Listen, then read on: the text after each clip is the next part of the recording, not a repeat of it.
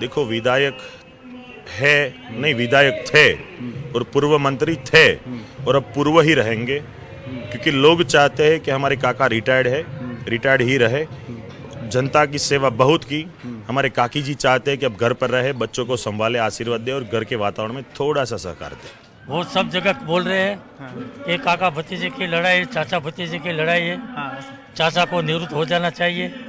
लेकिन मैं तो लोगों के मत पर छोड़ देता हूँ। वोटिंग वो करेंगे, लोग वोट करेंगे और तय नक्की करेंगे, वो लोग करेंगे कि चाचा को घर पे बैठने का है या भतीजा को बैठने का है। ये लड़ाई चाचा भतीजे की है, पाटीदारों के बीच दबदबा दिखाने की। लड़ाई बीजेपी के लिए अपना गढ़ बरकरार रखने की है और आम आदमी पार्टी के लिए किला ढहाने की है। शिक्षा में परिवर्तन, स्वास्थ्य में परिवर्तन, ये हमारा उद्देश्य। 28 साल का नौजवान देखने में किसी आम युवक जैसा ही है, लेकिन आम आदमी पार्टी के टिकट पर सूरत की वराछा रोड विधानसभा सीट से इसके लड़ने से सूरत की ये सबसे अहम सीट बन गई है।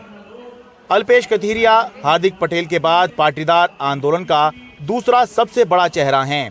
दक्षिण गुजरात में पाटीदार आरक्षण आंदोलन को खड़ा करने में इनकी अहम भूमिका मानी जाती है। हमने सुना है, देखा नहीं है, लेकिन सुना है कि 1990 के पहले के पीरियड में जब कांग्रेस का शासन था तो लोग उससे तंग आ गए थे, तो मौका दिया भाजपा को। अब लोग कह रहे हैं कि जिस तरह से कांग्रेस तंग करती थी उससे भी खराब तरीके से भाजपा पेश आ रही है, तंग कर रही है। तो भाजपा से दूर होना है और आम आदमी पार्टी को मौका देना है, केजरीवाल जी को मौका देना है, परिवर्तन में साथ देना है। वराछा रोड संदेश देने की भी सीट है, क्योंकि यहाँ के कुल 2,11,000 वोटरों में से 3/4 पाटीदार हैं। बीजेपी ने यहाँ से 2 बार के विधायक और पूर्व मंत्री किशोर कनानी को मैदान में उतारा है। 2017 में पाटीदार आंदोलन चरम पर होने के बावजूद किशोर कनानी ने ये सीट 14,000 वोटों से जीती थी। उसमें कुछ कड़ा मुकाबला नहीं है। वो पाटीदार चेहरा था, है ही नहीं। वो अनामत आंदोलन समिति के कन्वीनर थे। उसको अब वो राजकीय नेता हो गए, कोई पार्टी में जुड़ गए, तो अभी लोग तय करेंगे, नक्की करेंगे कौन चेहरा चाहिए। पाटीदार तो दोनों है। हमने 10 साल जो इस इलाके में काम किया है, वराछा में हमने जो काम किया है, लोगों के लिए हम दौड़ते रहे, उसका आवाज बन के हम वहीवट के अंदर के सामने वो लड़ रहे हैं। तो हमारा अनुभव है काम का लोगों को। 2 तरह की चर्चाएं चल रही हैं। पहली ये कि 2017 में जब पाटीदार आंदोलन अपने चरम पे था, उस समय भी बीजेपी गुजरात भी जीती और वराछा भी जीती।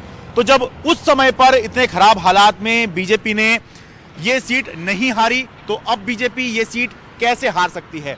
इसके जवाब में चर्चा ये चल रही है कि पहले जनता के पास, गुजरात की जनता के पास बेहतर मजबूत विकल्प नहीं था, इसलिए बीजेपी 2017 और उससे पहले के सभी चुनाव जीतती रही। लेकिन अब जनता के पास एक और नया विकल्प मौजूद है। हो सकता है पब्लिक उसकी तरफ ध्यान दे। अब दोनों चर्चाओं में से कौन सी हावी और मजबूत निकलती है, ये चुनाव बताएंगे। वराछा सूरत से अपने कैमरा सहयोगी अश्विनी मेहरा के साथ मैं शरद शर्मा, एनडीटीवी इंडिया।